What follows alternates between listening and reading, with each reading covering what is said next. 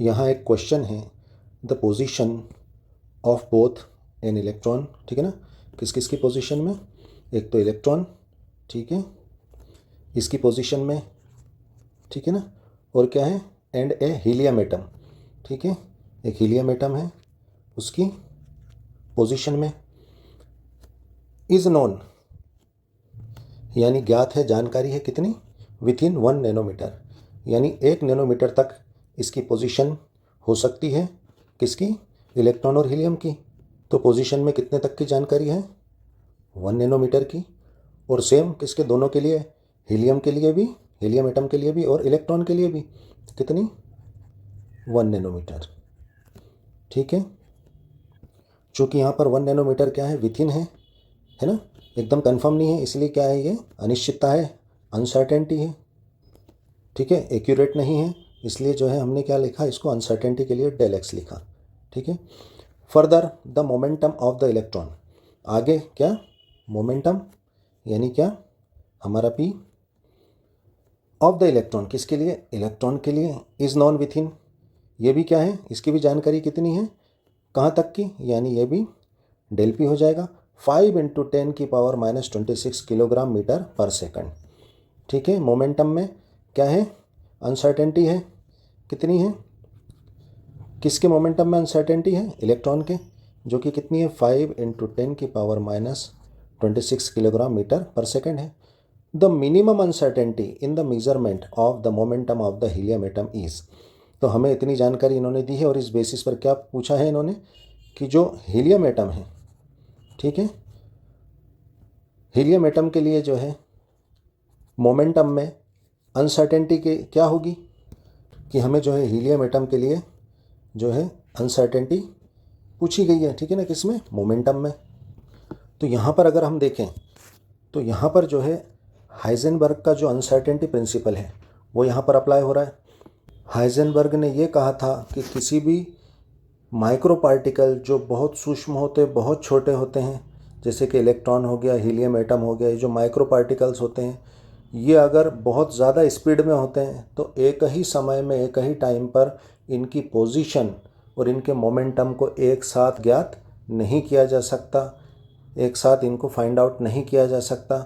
या तो इतने स्पीड में होते हैं, या तो इनकी पोजीशन पता कर लें हम कि ये अभी कहाँ पर हैं, और या इनका हम मोमेंटम पता कर लें, ठीक है ना, कि इनका मोमेंटम क्या है, लेकिन एक ही टाइम पर हम इनकी पोजीशन और मोमेंटम की जानकारी पता नहीं कर सकते। तो इस क्वेश्चन को हल करने के लिए हम हाइजेनबर्ग के अनसर्टेनिटी प्रिंसिपल का यूज़ करेंगे। तो यहाँ पर हीलियम एटम के मोमेंटम के मेज़रमेंट में जो अनसर्टेनिटी है वो कितनी होगी, 5 × 10⁻⁻26 किलोग्राम मीटर पर सेकंड होगी, है ना। ऑप्शन क्या होगा, डी हमारा आंसर होगा।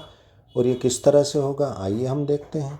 तो यहाँ पर क्वेश्चन में हमें क्या गिवन है, एक तो इलेक्ट्रॉन की पोजीशन में अनसर्टेनिटी कितनी है, 1 नैनोमीटर, हीलियम एटम के जो है पोजीशन में अनसर्टेनिटी कितनी है, 1 नैनोमीटर, ये सेम है। और यहाँ पर जो है इलेक्ट्रॉन के मोमेंटम में अनसर्टेनिटी कितनी है, 5 × 10⁻⁻26 किलोग्राम मीटर पर सेकंड।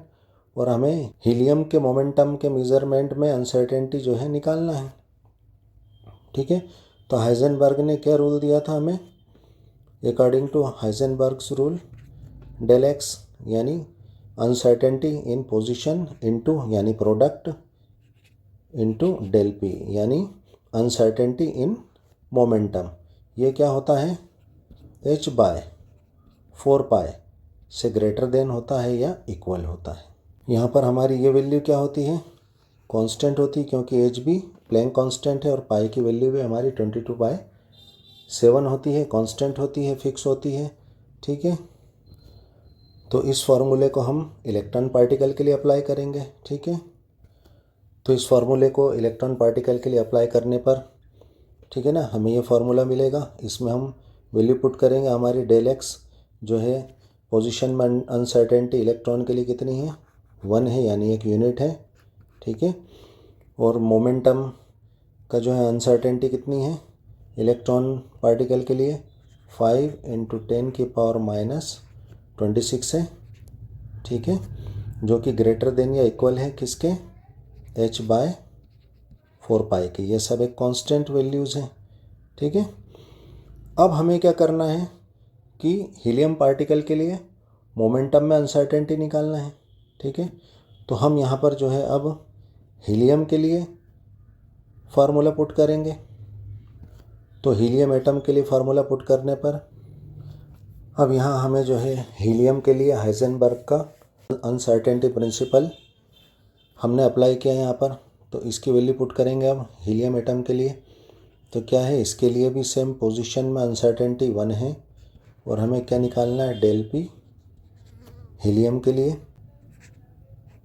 ठीक है ना, ग्रेटर देन और इक्वल अपॉन 4π, ठीक है।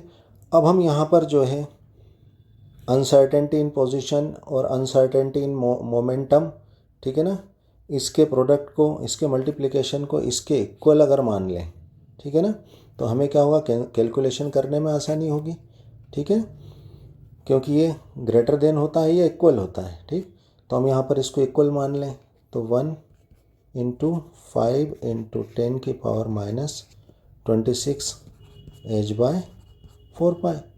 और यहाँ पर क्या हो जाएगा, हीलियम एटम के लिए 1 × डेल पी हीलियम h/4π, ठीक है।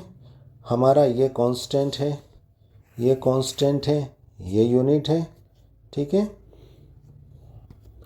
तो या तो हम इसकी वैल्यू क्या है, ये है, तो इसकी वैल्यू यहाँ पर पुट कर दें, ठीक है ना, या इसकी वैल्यू हम यहाँ पर पुट कर दें, एक ही बात है, ठीक है। और या इन दोनों का कंपैरिजन अगर हम करें तो ये वैल्यू हम कैंसिल भी कर सकते हैं जो सेम है, ठीक है।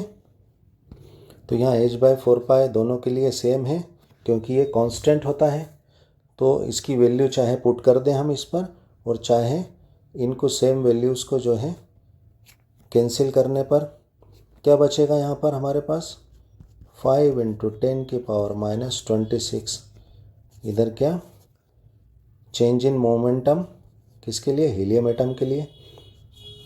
तो यहाँ पर क्या मिला हमें हल करने के बाद, हीलियम एटम के मोमेंटम के अनसर्टेनिटी इलेक्ट्रॉन पार्टिकल के मोमेंटम में अनसर्टेनिटी के इक्वल ही होगी, सेम होगी, ठीक है।